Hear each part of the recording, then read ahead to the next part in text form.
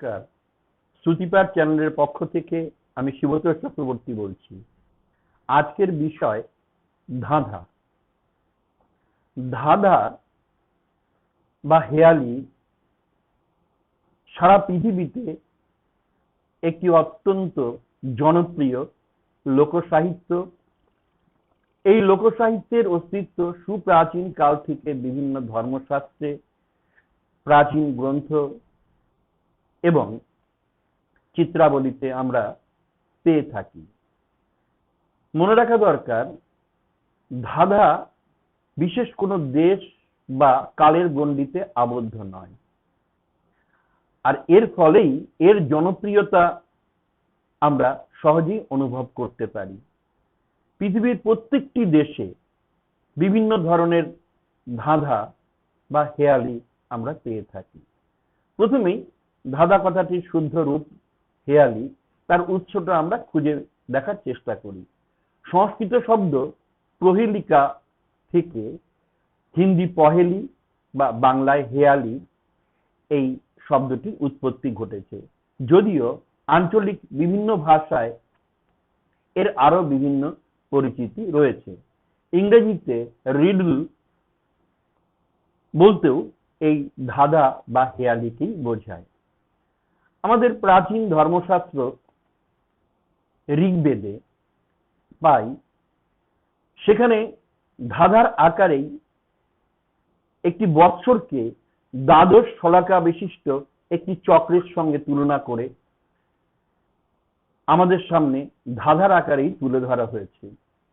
শুধু ঋগ্বেদে নয়, পরবর্তীকালে যদি লক্ষ্য করেন, উপনিষদের, মহাভারতে, রামায়ণে কিন্তু ধাঁধার বিভিন্ন স্তরে বিভিন্নভাবে মানুষের সামনে তুলে ধরা হয়েছে।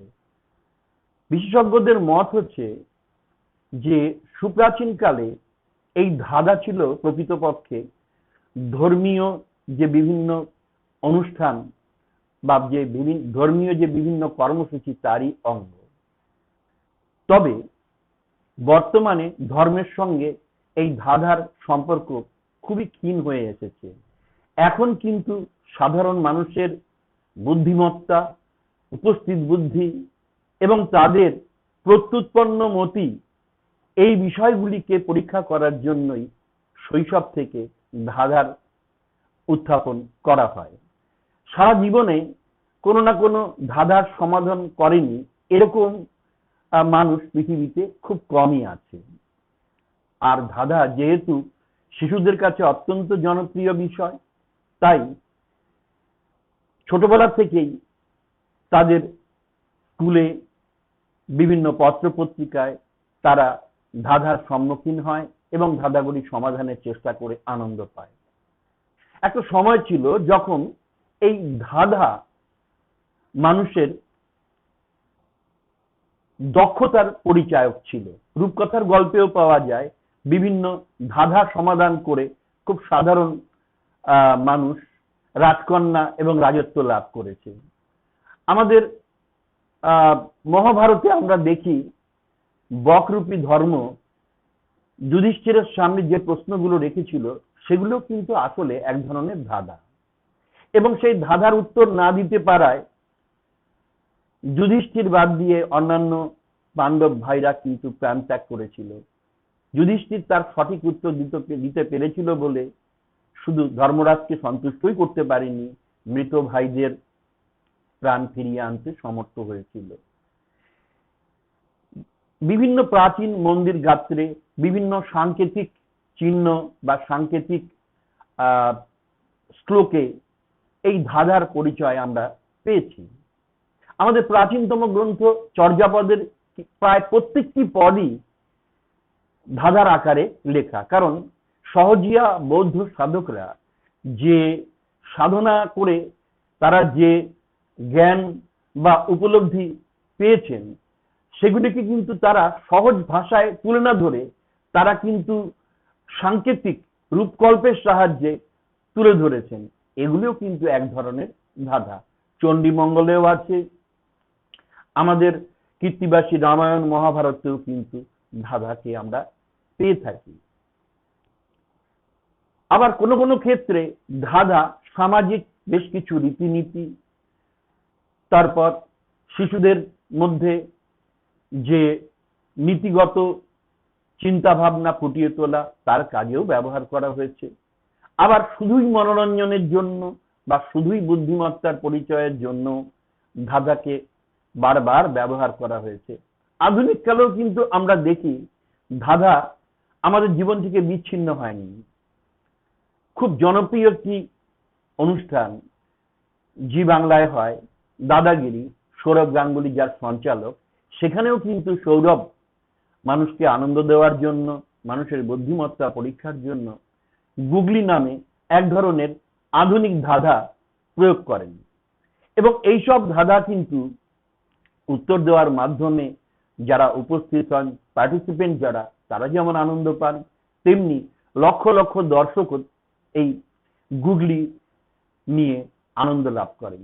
এবং আজকে এই গুগলির জনপ্রিয়তার মূলে দাদাগিরি অনুষ্ঠানটা হলেও এটা কিন্তু ধাঁধার ঐতিহ্যকেই ধরে রেখে আমাদের সামনে উপস্থাপিত হয়েছে।